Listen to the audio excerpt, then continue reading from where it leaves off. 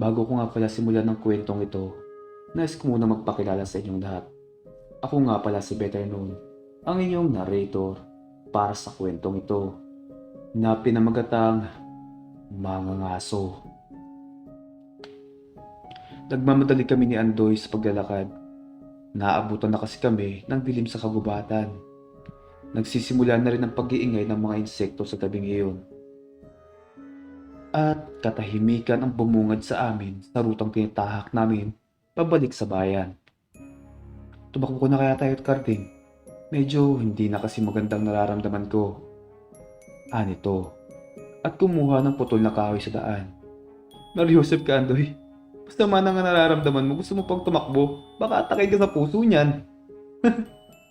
Saad ko na medyo natatawa. Uminahon ka nga, Andoy. Walang kakain sa atin dito, no? Sa pangit natin to. Ano ka ba? Nagpatuloy kami sa paglalakad hanggang makarating sa isang trosuhan. Mga patay na hayop sa daan ang naroroon. Nakapangingilabot dahil parang naligo ng dugo ang mga pinutol na puno.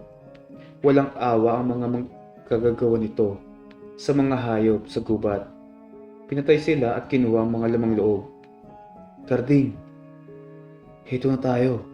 Baka aswang ang may gawa nito. Natatakot niyang tanong na may pagkangiti sa dulo. Kuminahan ka, Andoy. Mamaya ay marinig pa tayo na may gawa niyan eh. Pagsaway ko sa kanya na parang gustong sumigaw sa kaba. Nagpadayon kaming damaan doon kahit hindi kami sigurado na tamang aming dinaraanan. Gabi na at balot ng kadiliman ng daan sa gubat. Nawala ang pagkakatanda ko sa dinaraanan namin kanina at pakiramdam ko ay naliligaw kami. Saan tayo pupunta, Karding? Natataranta niyang tanong dahil pakiramdam niya siguro ay lumalayo na kami sa husto sa bayan. Kahit ako ay hindi mawari kung nasa destinasyon na kami. Diretso ang lakad namin dahil baka kung saan pa kami sumuot ay malapa pa kami ng mga bangis na hayop. Mabuti ng sundang liwanag ng buwan dahil kahit paano ay nakikita namin ang aming daraanan. Ngunit hindi sigurado kung pauwi ba ito sa bayan. Maawa ka sa akin! Boses ng babae kasabay ng pagpagaspas ng mga pakpak sa figurang kagaya ng uwak. Hagulgol ng tigre ang maririnig at pagpagaspas ng pakpak nang hindi namin malamang nilalang sa kulimlim na lugar. Malapit lang sila sa paligid dahil malinaw naming naririnig ang kanilang mga boses. Ano yun? Saad ni Andoy. Hinila ko siya para magtago sa malaking puno. Hindi ako sigurado sa mga naririnig ko. Natatakot na hanapin pa namin ang pinagmulan nun. Naku-curious kami sa mas pinili namin magtago. Inintay na lang namin mawala ang ingay. Huwag kang maingay, Andoy. Binusil ko ang palad ko sa pipig niya at sabay naming narinig ang paghataw ng isang bagay sa babae. Paghiyaw ng babae ang ilan sa mga ingay na sumira sa katahimikan ng gubat. Ilang saglit pa ay pagaspas ulit ng pakpak ang narinig namin at lumayo na ito sa lugar. Baka patay ng babae, Karding. Ano nang gagawin natin? Kuno niya na may humuhang patulo sa mata.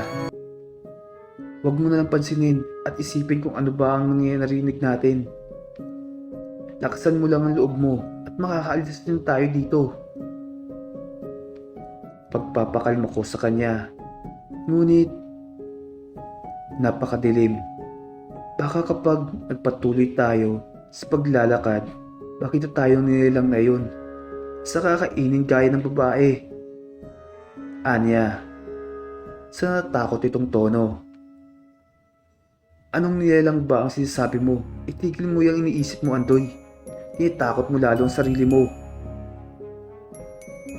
Madilim nga ang paligid kaya sana maliwanag ang isip mo para sa pagtahak natin sa daan. Kalma lang, kaibigan.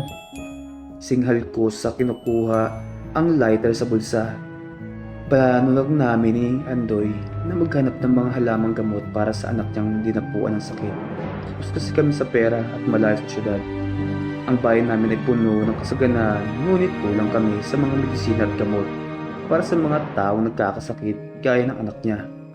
Bala ko sanang gamitin ang lighter para lumikha ng apoy, subalit nang maalala ko ang nangyari kanina, ay mas mabuti ko na lang tong ibalik sa bulsa at pumunta sa isang sulok.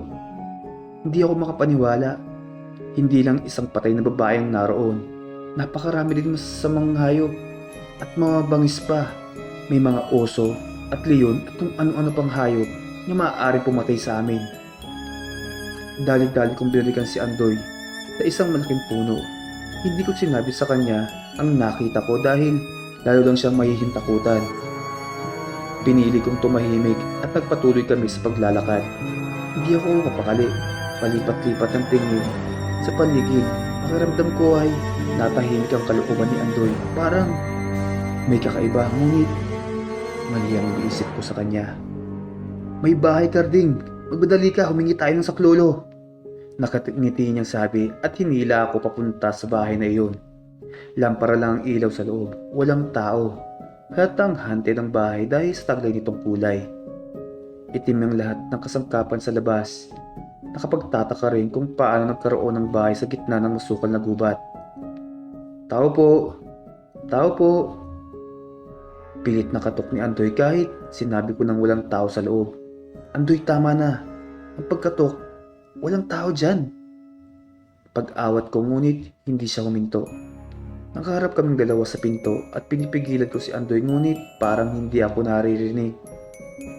Nagpaulit-ulit siya sa kanyang ginagawa. Tao po! Kasabay ang tatlong katok. Hindi ko malaman ang dahilan kung bakit hindi ako naririnig ni Andoy. Ninulak ko na siya para layuan ng pinto pero kusa pa rin siyang lumalapit doon na walang pagbabago sa reaksyon. Ilang beses ko siyang pinigilan ngunit wala akong nagawa. Sino kayo? Anong ginagawa niyo rito? Nakakagulat na tanong ng isang lalaki sa likod ni Andoy. Dahan-dahan ko siyang nilinga at laking gulat ko nang makita ang itsura ng lalaki. May malalim na boses at may hawak siyang isang itak. Puro dugo ang kasuotan at halatang nakapatay lang siya. Humakbang siya palapit sa amin. Napatras ako ng lakad at inilayo at pinintuan si Andoy. Nang bigla na lang bumagsak sa harap ng pinto. Nangingisay siya. Sa gawing iyon, pakiramdam ko ay may kakaiba talaga sa kanya. Ayos lang ba ang kaibigan mo? Saad ng lalaki. Hindi dapat kayo naririto. Ganitong mapanganim na lugar. Aniya at tumakbang pa papalapit sa amin. Diyan ka lang. Ayos lang ang kaibigan ko. Huwag kang lalapit. Ang sabi ko at hinila palayo sa bahay si Andoy habang nakasunod ng tingin sa amin ng lalaking duguan. Huwag na kayong lumayo. Baka matulad kayo sa mga taong nawawala dito sa gubat. Papatayin lang kayo ng mga aswang. Aniya. Naikitakot ko naman. Biglang nagising si Andoy at tinanong sa akin kung anong nangyari. Parang wala siya sa umuwang nang magising. Ayos ka lang ba, Andoy? Nag-aalala kong tanong dahil may pagkangiti pa siya sa labi. Ang bahay na iyan, bahay ng dating manggagamot. Isa siyang aswang sa gubat na ito. Babahinsala ang ginagawa niya sa bayan at sa mga hayop, maging sa mga ligaw na taong gubat. Kwento niya at muli kaming nilapitan. Sultan ang pangalan ko. Anak ako ng dato at isa akong mananabas at pangangaso ang aking kinabubuhay sa gubatang ito. Ngunit nang sa kalakayin kami, noon ng babaylan, nakatira dyan, lumaganap ang maraming sakit sa aming baryo, sumpa sa mga taong may mahihinang imahinasyon. Lahat ng tao ay lumapit sa bahay na iyan at nawawala sa sarili. Pag nagkataon, magiging pagkain sila ng taong yanggaw, paniki at iba pa. Aniya, anong nangyari sa'yo? Bakit naliligo ka sa dugo? Tanong ko na kanyang ikinaiwas ng tingin. Pinatay ko ang babae. 3 aswang na nagpapanggap na hayop. Mga aswang sila. Balbal ang babae ngayon. Nilinlang niya ang mga taong naliligaw sa gubat. At ipinapakain sa mga aswang. Kung hindi ako nagkamali, doon kayo nagtutroso, di ba? Hindi tao ang ibang patay doon, kundi mga aswang. Paliwanag niya sa amin. Sumama kami sa kanya paalis ng bahay at tinatawag nilang bahay ng Diablong Babaylan. Siya at hindi kapanipaniwala ang maigi pa rin sa kanya kami sumama. Kabisado niya kasi ang lugar kahit hindi kami magtanong. Iyon nga lang, duda pa rin ako sa kanya. Ilang minutong paglalakad sa kagabaan ng daan sa gubat, sa wakas ay nakarating kami sa isang tribo. Ewan ko kung tribo ba ang tawag doon. May pagdiriwang kasing nagaganap gaya ng kasandayan namin ng aming mga angkan. Ang pagsayaw sa apoy habang kinakatay ang pulang manok. Mayroon bang may kaarawan sa inyo ngayon? Si Andoy natutuwa dahil makakain siya sa handaan. Wala, isa lang itong maliit na salo-salo. Pasasalamat ang tawag namin dyan, ani Sultan at dumiretso sa lakad. Maligayang pagbabalik Sultan, mukhang hindi na nagawa pang sabihin ng matandang lalaki ang sasabihin niya nang itutok ng Sultan ang kanyang itak sa leeg ng matanda. Bakit mo ginawa yon? Tanong ko. Humarap siya sa akin at tumiti. Ganoon ang pagbati naming mga dato sa aming mga tao. Paliwanag niya at yumuko sa amin ang dalawang lalaki. Sinundan nila kami ng tingin hanggang makapasok na sa loob ng bahay. Kumain muna kayo. Pagpabukas na lang ninyo ang pagbabalik sa bayan. Ani Sultan. Saka nagsidatingan ang mga naggagandahang babae. Dala nila ang mga kakanin namin. Pagkatapos namin kumain, sinamahan kami ng Sultan sa magkabilang silid. Tig-isa kami ng kwarto ni Andoy dahil pagod na rin kami at pinili namin na magpahinga habang nagkakasiyahan sila sa labas. Nakatulog ako kaagad sa sobrang kabusugan. Minsan lang kasi ako makatikim ng ganoong luto kaya sinamantala ko na ang pagkain ng marami. Napakainit at temperatura ang gumising sa akin. Dinig ko ang aguhol ng isang lobo. Ganon din ang gayat ng nilalang sa aking tabi. Nakatali na kami ni Andoy sa kahoy na krus habang dahan-dahan ko na iminumulat ang aking mga mata. Napaligiran kami ng apoy at isang babae ang mga nagdarasal. Sa harapan namin kasunod nun ang pagpatay ni Sultan sa itim na kambing. Patawarin niyo ako, Karding. Hindi kami sigurado kung sino sa inyo ang aswang ni Andoy. Aniya, habang pinuputol ang ulo ng kambing, saka nagsasayaw ang babae na parang nababaliw. Si Karding ang aswang, Sultan. Hindi siya natakot sa gubat. Palagay ko ay nilinlang niya ako. Nakakagulat na bintang ni Andoy. Iyong mga patay sa gubat, nakita iyon ni Karding. Wala siyang reaksyon at inilayo ako doon para hindi ko siya paghinalaan. Dagdag ni Andoy. Nagtataka ako kung paano nalaman ni Andoy ang tungkol sa babae at mga namatay sa gubat ng oras na iyon. Hindi ko naman sinabi sa kanya ang nakita ko. Dahil sa pagtataka, hindi ako nakapagsalita. Nag-focus ako kung paano ako makakaalis sa susunod na krus. Naumanhid, ngunit hindi na kami naniniwala sa mga sinasabi ng mga taong pinaghihinalaan namin. Sabat ni Sultan at pinagpatuloy ang kanilang pagdarasal. Ilang saglit pa ay lumubha na ang paglaki ng apoy. Kalmado lang ako habang pinipilit na pagpakawala sa tali sa aking mga kamay. Maya-maya pa ay nag-iiba na ang boses ni Andoy. Patayin ninyo si Karding, siya ang aswang. Sigaw niya, ngunit ilang saglit pa ay lumabas ang kaniyang pangil. Napupunit ang balat niya. Hindi siya mapakali habang isinasagawa ang pag-aanita ng babaylan.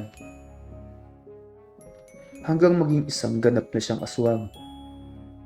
Hindi ako makapaniwala, buong akala ko ay tao si Andoy at nais lang na lunas ang kanyang nais. Hindi ko makapaniwala, buong akala ko ay si Andoy isang tao lamang at ang nais ng muto sa gubat ay ang lunas sa kanyang anak.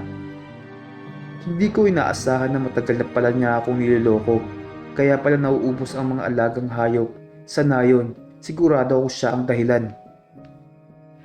Lumuwag bigla ang tali sa paa at kamay ko. Sinalo ko ng mga kalalakihan mula sa pagbagsak ko habang nagliliyab ang apoy. Nang mawala na ako sa apoy ay itinusok ni Sultan ng itak sa ulo ng kambing, dahilan kung bakit dumugo ang ulo nito. At dumugo rin ang ulo ng aswang si Andoy hanggang sa malagutan ito ng hininga at lamunin ng apoy ang buong katawan niya. Paano ninyo nalaman na aswang si Andoy? Tanong ko sa kanila. Kung naaalala mo doon sa bahay ng babaylan, totoong bahay namin yun. Lagyan niyo ng mahika ng babaylan para mawala sa sarili ang mga aswang at mapadali namin silang mapatay. Paliwanag ni Sultan. Hindi mo ba naisip na pula ang mata ni Andoy habang kumakatok ng ulit-ulit? Saka ko lang naalala ang 3 katok at paulit-ulit na tao po ni Andoy kanina. Ang 3 katok ay may kahulugan. Una, isinumpa ako bilang mamamatay. Ito ay kahulugan na pinanganak siya sa sugo ng kadiliman. Pangalawa, ng mga taong nagtataglay ng sariwang dugo. Ito ay kahulugan ng pagiging katuparan sa misyon. Pangatlo, upang gawing saling dugo, dahilan ang aming pagkarami. Ito ay para ikalat sa lupa ang dilim, sugo, misyon at paghahasik. Paliwanag ng Sultan na hindi ko maintindihan. Ngunit pinaniwalaan ko na lang. Pasensya ka na kung isinali ka namin sa orasyon. Naninigurado lang kami na hindi ka nahawaan ng pagiging aswang ni Andoy. Dagdag ni Sultan. Matapos ang pangyayari ay bumalik kami ng bayan ni Sultan at itinuro ko ang asawa at anak ni Andoy. Saad ng kasama namin babaylan, si Andoy ang dahilan at tukso sa mag-ina. Siya rin ang naglagay ng sakit sa bata. Ginamit niya ang katawan ng asawa nito para pumatay at ialay sa dilim ang buhay na inaangkin niyang pamilya.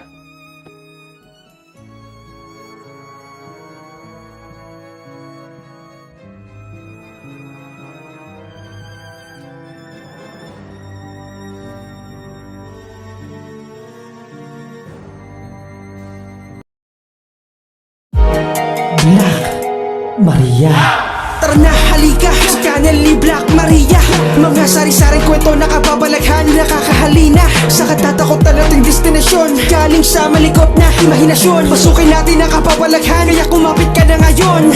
Handa ka na bang manginig sa kwentong bago sa iyong pandinig? Puso mo'y kakabog at biglang pipintig ang mga kwento di mabibilib.